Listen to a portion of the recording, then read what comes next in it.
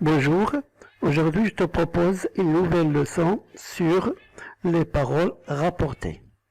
Il s'agit d'un nouveau point grammaire qui te permettra d'approfondir tes connaissances sur la proposition subordonnée complétive. Il s'agit alors de distinguer le discours direct du discours indirect et d'apprendre à transposer le discours direct en discours indirect, grâce notamment à l'emploi des propositions subordonnées complétives que nous avons déjà abordées lors d'un précédent cours. Donc, comme tu le sais sans doute, il existe deux méthodes pour rapporter les paroles prononcées par un locuteur. Le locuteur, c'est celui qui s'exprime. La première de ces deux méthodes est la suivante. On rapporte exactement les paroles telles qu'elles ont été prononcées. On appelle ce phénomène le discours direct. Un exemple. L'enfant dit, deux points, ouvrez les guillemets, je ne mangerai pas mes légumes. Ce qui nous montre ici que nous avons affaire au discours direct. C'est tout d'abord le verbe de parole ou verbe introducteur. Ici c'est dit. Donc dit, c'est un verbe de parole ou un verbe introducteur. D'autre part, nous retrouvons toujours dans le discours direct la ponctuation du dialogue, c'est-à-dire les deux guillemets et les deux points qui introduisent le discours. Voilà. Donc, ponctuation du dialogue. Comme tu peux le constater, il est donc assez facile de le repérer.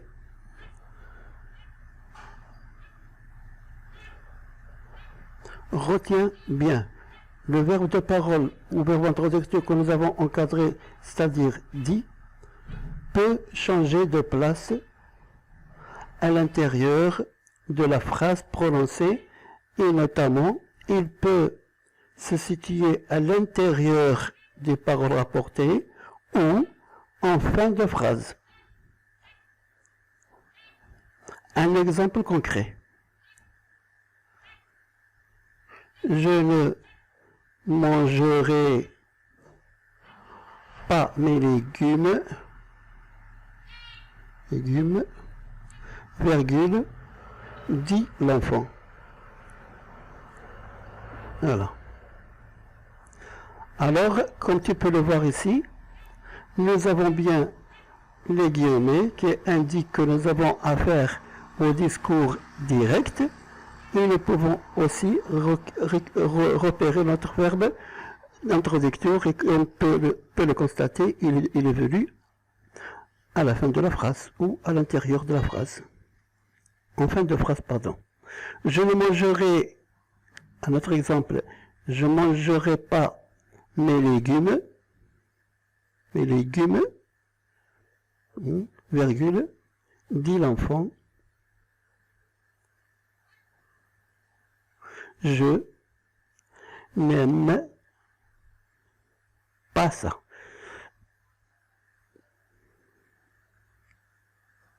Donc encore une fois, voici la ponctuation du dialogue avec les guillemets, notre verbe introducteur, et comme tu peux le voir nettement, le verbe de parole est introduit à l'intérieur même des paroles rapportées.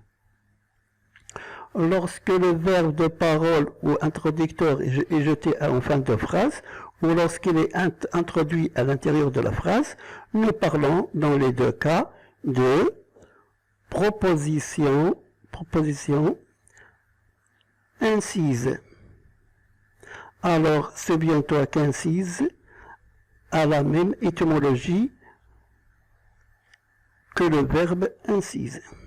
Donc il s'agit bien ici de couper la phrase pour y introduire un nouvel élément du nouveau mot. À retenir donc. À présent, quelle est l'autre méthode qui permet de rapporter les paroles dans un récit? On intègre les paroles dans une proposition subordonnée, complétive, sans interrompre le récit. Et on appelle donc cette nouvelle méthode le discours, le discours indirect. Un nouvel exemple, prenons la phrase alors qui concerne cet enfant qui ne voulant pas manger ses légumes, alors cela donnerait l'enfant dit qu'il ne mangera pas ses légumes. Tu le remarques tout de suite, les signes de dialogue, les deux guillemets et les deux points sont disparus. Par contre, nous retrouvons toujours le verbe introducteur. Et cette fois, les deux points, comme je viens de le dire, ont bien disparu. Ils sont remplacés par ce petit mot que apostrophe que tu connais sûrement parce que on l'a déjà vu dans les années précédentes. Il s'agit de conjonction. Il s'agit de la conjonction de subordination. Conjonction de subordination.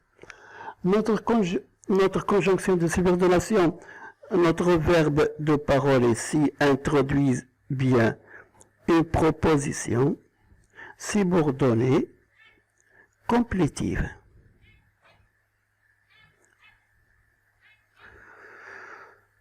Souviens-toi, pour transposer au discours indirect, tout d'abord tu dois faire disparaître la ponctuation de dialogue, autrement dit les guillemets, les deux points.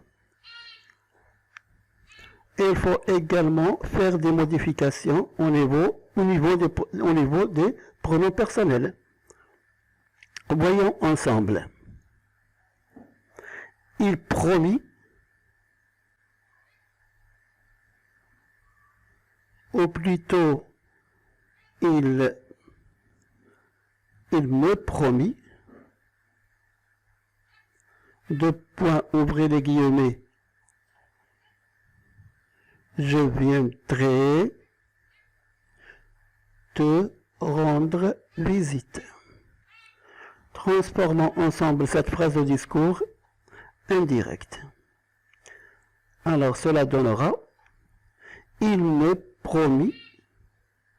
promit, jusqu'à présent pas de modification.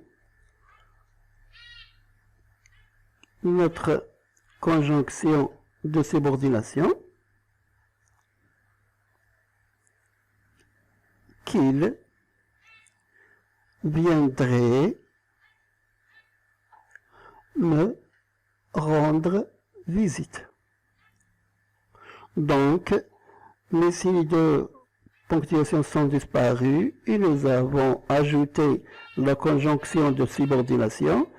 Et comme tu peux le remarquer, il a fallu opérer quelques changements concernant le pronom personnel. Ici, la première personne est remplacée par la troisième personne, du singulier toujours. Et ici, te, deuxième personne, est remplacée par me, première personne. À quoi renvoie ceci? Alors, il s'agit que te renvoyer au sujet. Il, c'est le sujet. Il me promit, c'est le personnage il qui s'exprime. Ici, il me promit qu'il viendrait me rendre visite.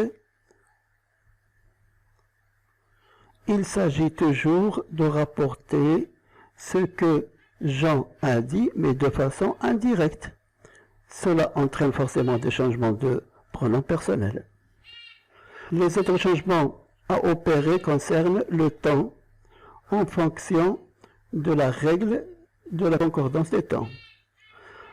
Alors il s'agit d'un point un petit peu complexe. Nous allons donner un exemple en guise de première approche.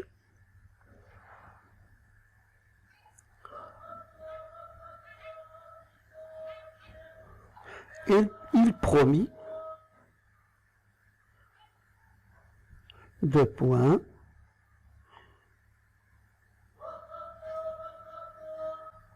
je viendrai bientôt.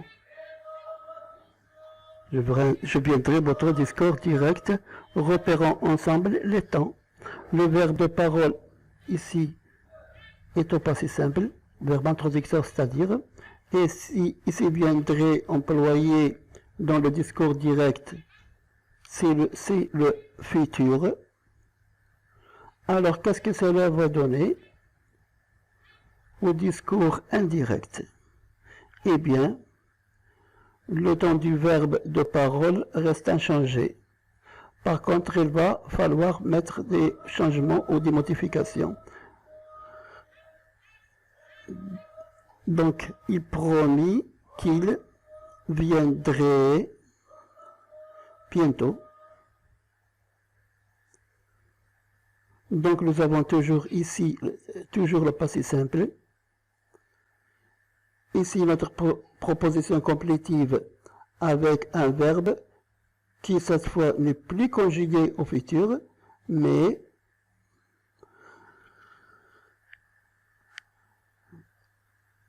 au futur, je viendrai, tu viendras, il viendra.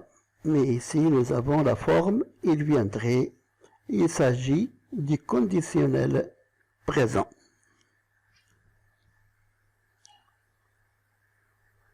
Je viendrai AIS, tu viendrais AIS, il viendrait AIT. C'est le temps qu'il faut employer lorsque le verbe de parole est ici un temps du passé et que le futur est sous-entendu. Comme je viens de le dire, nous allons faire un retour après sur ce. Et maintenant, place aux exercices. Merci.